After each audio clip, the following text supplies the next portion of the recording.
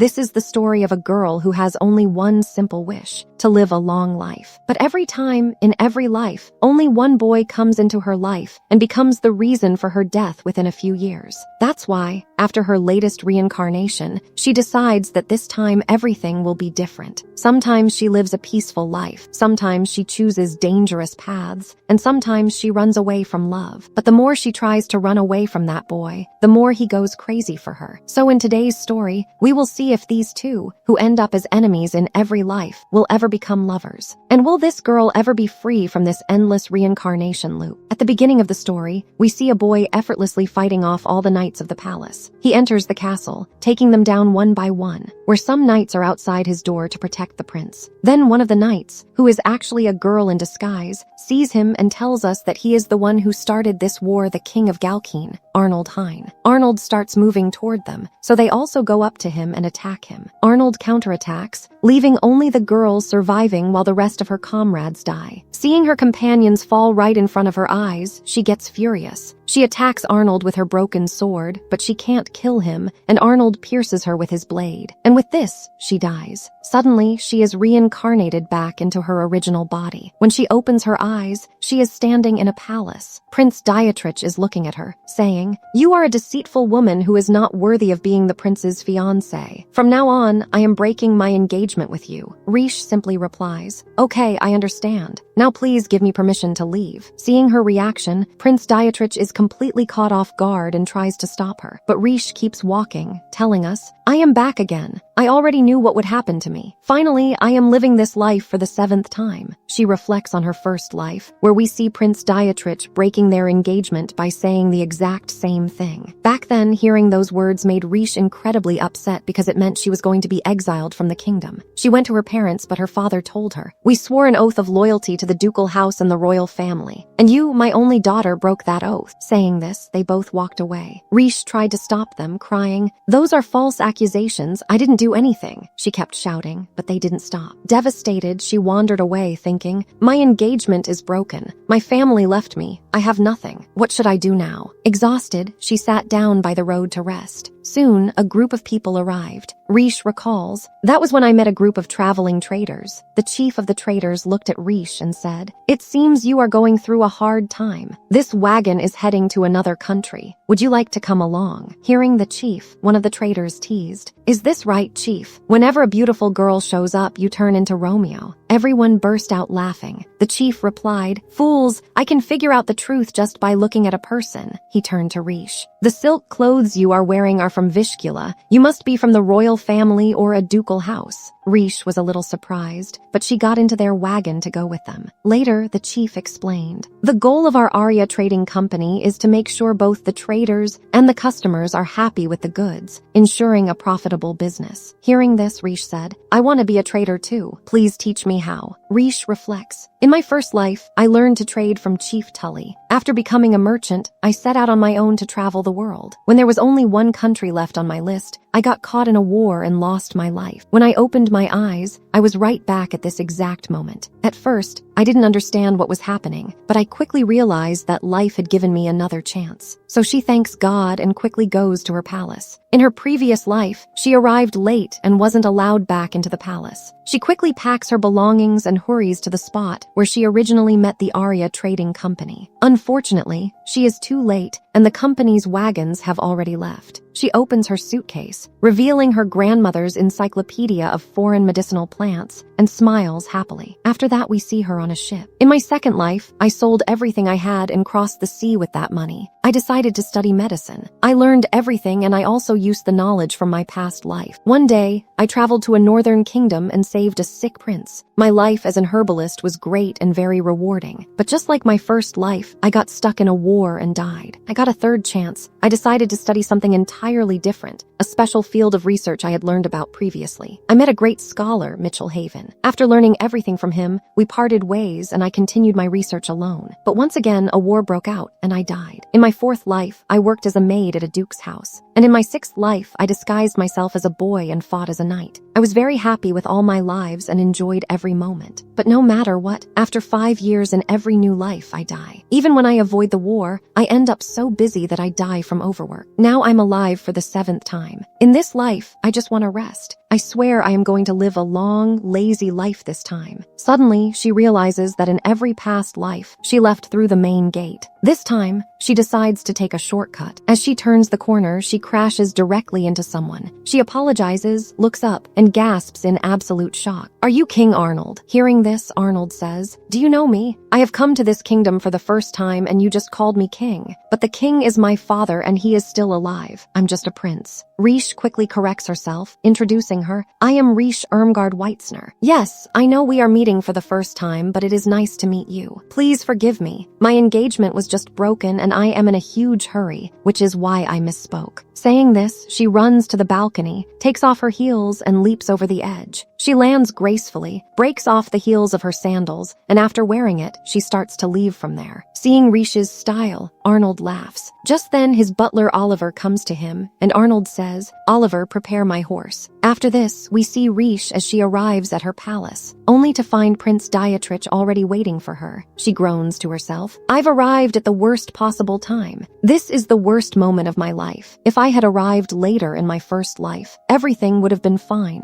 and I wouldn't have to see his face today." Prince Dietrich smirks. "It seems your heart is in a lot of pain over the broken engagement. You look like a ruined lover. There is mud on your dress, and you are injured. All of this has happened to you because of our breakup." Rishe snaps back, "Are you crazy? A dress doesn't get dirty from sorrow, and I really don't care that our engagement is broken." The prince's knights start laughing. Just then, a girl named Marie steps forward and says to Rishe, "Please don't cause my dear prince any more pain. He is already suffering enough." Prince Dietrich glares at Rishe. "What did you think? You could compete with Marie. Did you really think a lowly woman like you could ever become queen?" Rishe says, "Don't worry, I happily accept the broken engagement. I will never show either of you my face again. I used to think that being the prince's fiancée was my life's purpose, but I was wrong. I can build a better life on my own. I have everything I need, which is exactly why I don't need you." Prince Dietrich falls silent, completely stunned. Rishe then turns to Marie. "You can say whatever you want to frame me, but I hold no anger toward you. Your marriage to the prince is for your family's sake. But don't forget, if your future isn't what you truly want, then all of this is useless. Please live a life where both you and your family are happy." With that, she turns to leave. Furious, Prince Dietrich orders his knights to stop her. Suddenly, someone swings a sword directly at Rishe. Without missing a beat, Rishe snatches a sword from a nearby knight and perfectly blocks the strike. She looks up to see that her attacker is none other than Arnold. Arnold says with a smile, "Just as I thought, you are a swordmaster. Where did you learn to wield a blade like that?" Rishe replies, "That is a secret, and anyway, my skills aren't that good. You didn't attack with your full strength, so I was able to block it." Prince Dietrich finally snaps out of his shock and yells at Arnold, "Who are you? Stay away from Rishe." Rishe raises a hand to calm everyone down and announces, "He is the crown prince of Galkeen." The entire courtyard gasps in shock. Rishe stares at Arnold, a dark thought crossing her mind. "He took my 6th life. One day, this man will start a world war. He is the very reason I die every time." But then Arnold gets down on one knee in front of her and says, "I'm sorry for testing you just now." He gently takes her hand, looks into her eyes and says, "I want to ask you something. Will you be my wife?" Hearing this, Rishe and everyone else are completely shocked. Rishe immediately says, "I don't accept this." Hearing her answer, Arnold just starts laughing. Rishe thinks to herself, "The man who killed me in my past life is proposing to me. I don't understand. What is his plan behind all this?" Just then, the king arrives. Grabbing his son, Prince Dietrich, the king bows down in front of Arnold and says, "Prince Arnold, my foolish son spoke to you very rudely. I apologize on his behalf." Then he turns to Rishe and says, "Lady Rishe, I am deeply saddened by the broken engagement. I apologize to you as well." Arnold replies, "It's no problem. Such a small thing won't ruin the friendship between our countries. But if you don't mind, I would like to speak privately with Lady Rishe for a while." The king quickly tells Rishe, "Please go with him." Arnold tells her that if you refuse, I have other ways to take you away from here. So Rishe goes with him inside the palace. Once they are alone, she asks him, "What exactly is going on in your head?" Arnold simply replies, "Nothing. I've just completely fallen in love with you. Now that your engagement is broken, you have nowhere else to go, right?" Hearing this, Rishe thinks to herself, he's right. I would never have let go of this opportunity to get married in my first life, but now I know I'm capable of so much more. He started a world war in every single life I've lived, but why did he do it? Will I be able to figure out his reasons if I stay close to him? She looks at him and says, you say you've fallen in love with me and want to marry me. Well, if that's true, you have to agree to a few of my conditions. She starts listing her demands. First, everything for the wedding ceremony must be purchased from a specific trading company that I choose. Second, after the wedding, I need a place where I can host my own guests from other countries. Third, I want to stay away from the king. I only want to relax in the palace, wander around, and be as lazy as possible. I won't do any work at all. And my final condition, you are not allowed to touch me. Hearing this, Arnold laughs and agrees to all of her conditions. The next day, we see them sitting in a carriage as Arnold heads back to his home country, Galkeen, with Rishe. Along the journey, Rishe takes some time to collect various medicinal herbs. Later on, we see her fast asleep in the carriage. Arnold slowly leans in toward her. Suddenly, Rishe wakes up. In a flash, she pulls out a sword and points it at him, saying, "What are you trying to do, sneaking up on me like this? You promised, and I made it clear. You are not to touch me." Arnold calmly replies, "Don't look at me with such hatred. I was just trying to take my sword back from you." Hearing this, Rishe looks at the sword in her hands and exclaims, "Oh, forgive me." She hands Arnold his sword back. Arnold takes it and says, "You sleep clutching a sword? I'm surprised you can rest like that. I didn't even touch you, yet you sensed me instantly. That's amazing. You must have gone through intense training to reach that level of awareness." Rishe just nods, but thinks to herself, "Yeah, I was literally using the very sword that killed me in my past life as a pillow." Suddenly, their convoy is attacked by bandits. The knights immediately engage them in battle. Arnold orders Rishe to stay inside the carriage. He steps outside to join the fight, expecting her to stay put. But Rishe doesn't listen. She easily picks the carriage door's lock with her hairpin and steps outside. She looks over and sees Arnold standing over the defeated bandits. He coldly says, "I came out here to play, but you guys turned out to be completely boring." Seeing this dark, ruthless side of him sends a chill down Rishe's spine.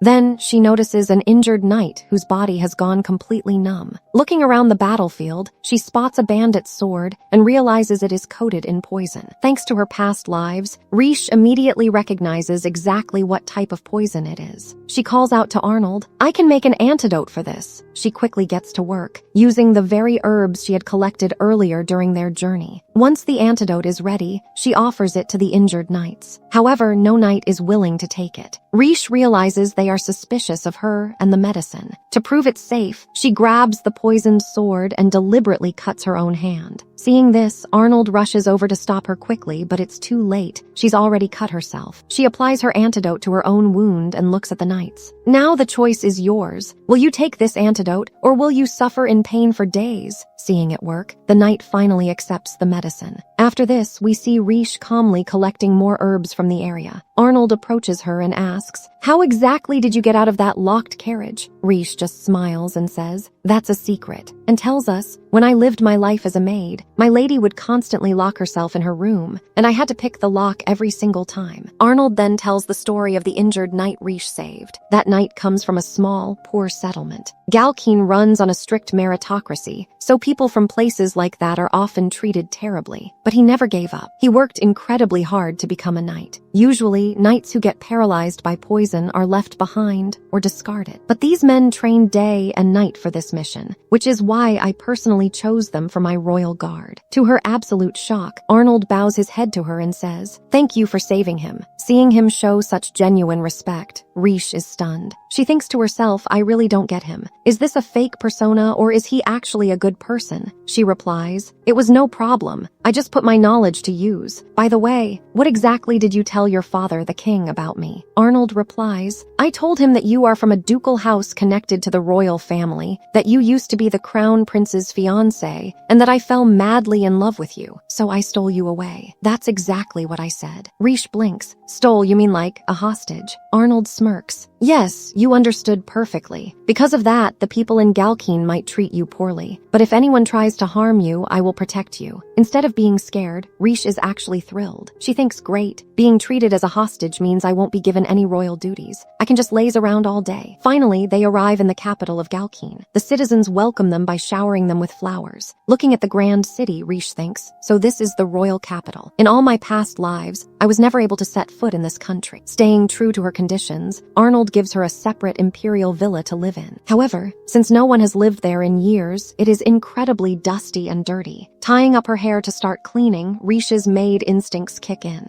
She smiles and says, "My inner maid is waking up. This is going to be fun. Let's get to work." With that, she eagerly starts scrubbing down the entire villa. As she cleans, she plans her next move. A few years from now, Arnold Hein is destined to murder his father, the Emperor, and plunge the world into a massive war. I need to find a way to keep him away from his father to prevent that. I still don't know why he wages war against the entire world, but his war is the exact reason I die in every single life. I refuse to let that happen again. If there's no war, I can finally live a long, peaceful life traveling the globe. Stepping outside the villa for some fresh air, she spots a group of senior maids bullying a younger maid. Seeing this, Rishe immediately walks over to intervene. The head maid, not realizing who Rishe is, glares at her and says, "You don't belong here. But let me tell you right now, you're out of luck. Only we are qualified to serve the future crown princess as her personal maids because we have 3 years of experience." Ignoring the attitude, Rishe gently helps the bullied maid stand up. Then, she looks at the head maid and casually says, "By the way, those curtains you just confiscated from her, it wouldn't be a good idea to wash them right now. It's going to pour rain very soon."